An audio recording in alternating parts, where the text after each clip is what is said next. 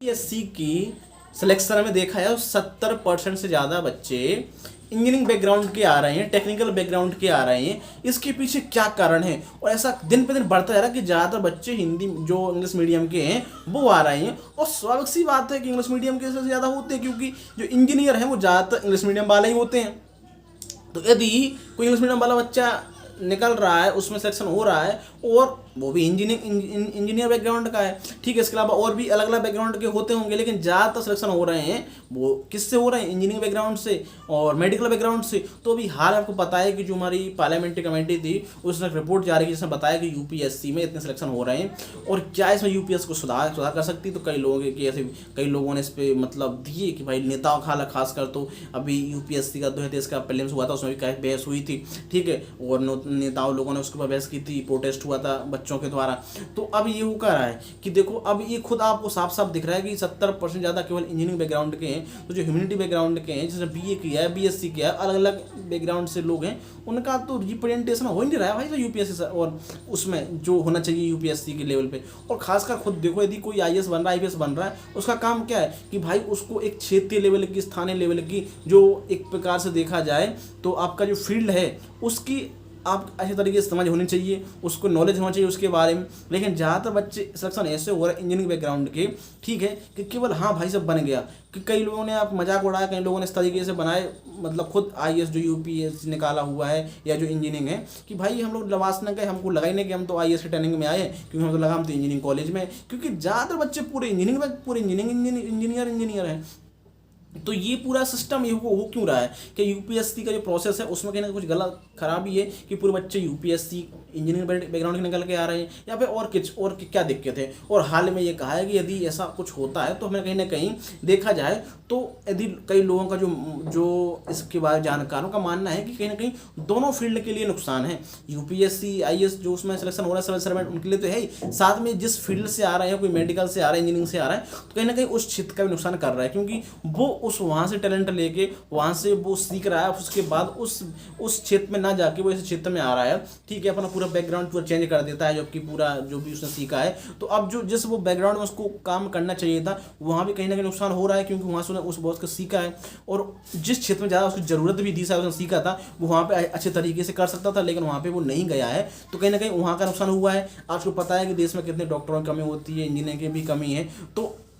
आजकल बहुत सारे इंजीनियरिंग तो बहुत सारे किए हुए हैं, ऐसी बात नहीं है, लेकिन कितनी डॉक्टरों की कमी है कई लोगों की। तो अब ये बच्चे यदि यूपीएससी में आते हैं और पर आईएएस बन जाते हैं, तो कहीं ना कहीं उनको एक प्रकार से जो समझ होनी चाहिए लोकल की, वो उस प्रकार से नहीं हो पाती, कई लोगों का मानना है। तो ये कभी ना कहीं होता है। तो अब इसमें ये है कि जो पूरा जो सिलेक्शन हो रहा है, ऐसा हो क्यों रहा है कि इसमें इतने बच्चे सिलेक्शन हो रहे हैं टेक्निकल बैकग्राउंड के, इंजीनियरिंग बैकग्राउंड के या मेडिकल बैकग्राउंड के, इसमें हो क्या रहा है। तो जो ऐसी देखा जाए, कई लोगों का मानना है कि जो यूपीएस का पूरा जो सिस्टम है, या फिर जो एग्जाम लेने का तरीका है सिविल सर्विस का, इसमें कहीं ना कहीं वो उनको ज़्यादा सूटेबल लगता है इंजीनियरिंग वालों के। मैथ बैकग्राउंड के रहते हैं, इंग्लिश मीडियम के रहते हैं, आईआईटी लेवल से पढ़े हुए हैं, तो उनका मैथ अच्छा है, तो अब मैथ अच्छा होता है, रीजनिंग अच्छी हो जाती है, तो उनका जो मैनेजमेंट है वो भी अच्छा होता है। तो इस तरीके से उनका जो काफ़ी फ़ायदा होता है एग्जाम में, तो जो सीसेट है उसमें काफ़ी होता है। और हिंदी उड़ने के बच्चे उनको सीसेट ज़्यादा वो मतलब कर नहीं पाते, उनके सूटेबल नहीं है, तो उनका सिलेक्शन कम हो जाता है वहीं पे। और जो इंग्लिश मीडियम वाले बच्चे हैं, जो इंजीनियरिंग बैकग्राउंड के बच्चे हैं, वो यहाँ पे ज़्यादा सिलेक्शन हो जाता है उनका। और फिर आगे चल कर स्वाभाविक सी बात है, जब प्रीलिम्स में वही बच्चे क्वालिफाई करेंगे ज़्यादातर, स्वाभाविक सी बात है मेंस में क्वालिफाई करेंगे, इंटर में क्वालिफाई करेंगे, फाइनल लिस्ट में उनका नाम ज़्यादा आएगा। तो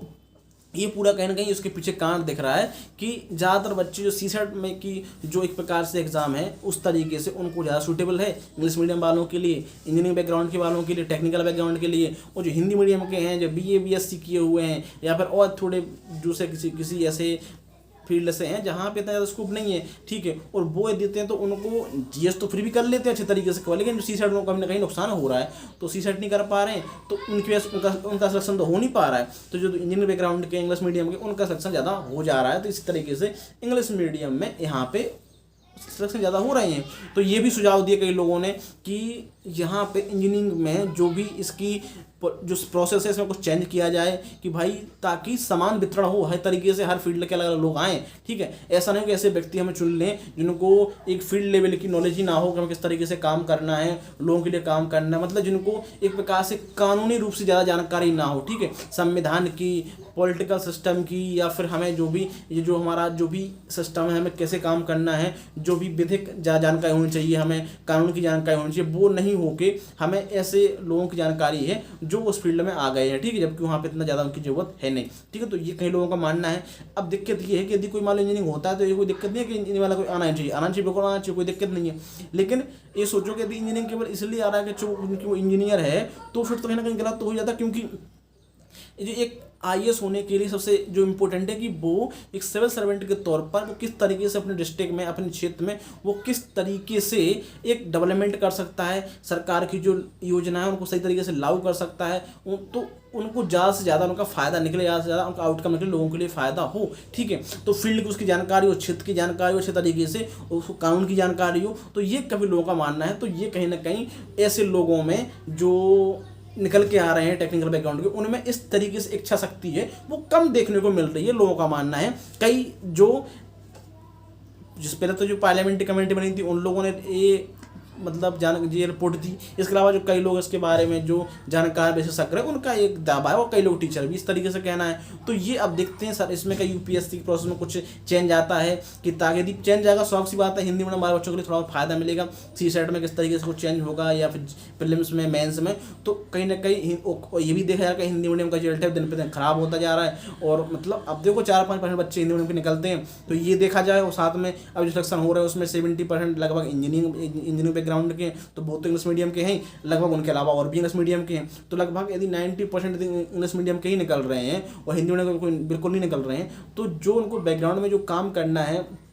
लोगों से बात करनी है, उनके लिए कार्य करनी है, तो उनको क्षेत्रीय नॉलेज या क्षेत्रीय भाषाओं को उस प्रकार से तो उनको नॉलेज है नहीं कि फील्ड का, तो उनका नॉलेज है नहीं जिनको काम करना एक आईएएस के तौर पर, एस्पिरेंट के तौर पर। तो ये कहीं ना कहीं लोगों को लगता है कि नहीं ये गलत है कि भाई उनको ऐसे लोग आ रहे हैं उनको उस तरीके से उनका नॉलेज नहीं, लेकिन फिर भी वो सर्विस में काम कर रहे हैं। तो अभी देखते इसमें क्या होगा, आगे रिपोर्ट होगी। और हाँ, यूपीएस का जो ये बताया कि जो टाइम पीरियड है, जो पूरा किस तरीके से एग्जाम का पूरा टाइम लिया है कि इतने टाइम में पूरा प्रोसेस ले लेता है, 1 साल का पेपर होता है, एक बार का पेपर पूरा मतलब 1 साल ले लेता है। फरवरी में आती है नोटिफिकेशन और पूरा फाइनलिस्ट जो रिजल्ट आता है वो आता है अगले साल की मई में, जून में। तो ये पूरा लगभग 1 साल से ज़्यादा टाइम ले लेता है। तो ये भी कहा है कि भाई यूपीएससी है वो अपने एग्जाम को थोड़ा कम 6 महीने में इसको कंडक्ट कराए, ताकि 6 महीने की प्रोसेस पूरी खत्म कर दे, रिजल्ट भी आ जाए, और ताकि 1 साल में 2 बार जो एस्पिरेंट है उसको देने का मौका मिल जाए, हर 6 महीने पेपर हो, ठीक है। क्योंकि एक बार फेल होता है बच्चा तो उसकी पूरी 1.5 साल बर्बाद जाती है, फिर उसको कल 1 साल बाद पेपर देना है। तो ये कहीं ना कहीं एक उसको गलत तो है ही, क्योंकि अब ये इस प्रकार से एग्जाम है ये कि जिसमें आपको और दूसरे एग्जाम तैयारी नहीं कर सकते आप लोग, ठीक है। थोड़ा आप तो अब दोनों की कोशिश करोगे दूसरे एग्जाम की, तो फिर आपकी ये भी छूट जाएगी, क्योंकि इस तरीके से सिलेबस डिजाइन किया गया है कि बहुत ही वास्ट है, तो आपको उसमें पढ़ना पड़ेगा ज़्यादा, ठीक है। तो आप उसमें टाइम नहीं दे सकते हो कि दूसरे एग्जाम दे लिया, ये कर लिया, वो कर लिया साथ में, तो ये भी थोड़ा देखा जाए। तो स्वाभाविक सी बात है जब 6 महीने के लिए एग्जाम होगा तो इसका जो सिलेबस है वो भी थोड़ा कम किया जाएगा। तो ये देखते आगे होता है क्या होता है, इसकी तो भी अनुशंसाएं हैं, बाकी इसमें प्रोसेस चेंज होता है तो आप पता चल ही जाएगा। बाकी यदि वीडियो आपको अच्छा लगा हो, ठीक है, यूपीएससी से रिलेटेड और भी आपके पास कोई डाउट है कुछ मन में कि भाई यूपीएससी में किस तरीके से क्या होता है, आप लोग कमेंट करके जो बता सकते हैं। बाकी वीडियो अच्छा लगा हो तो वीडियो को लाइक से जरूर करें दोस्तों, साथ में चैनल को सब्सक्राइब भी कर दें ताकि जब भी हमारा कोई नया वीडियो आता है तो आप तक वो आसानी से पहुँच जाए। जय हिंद दोस्तों, जय भारत।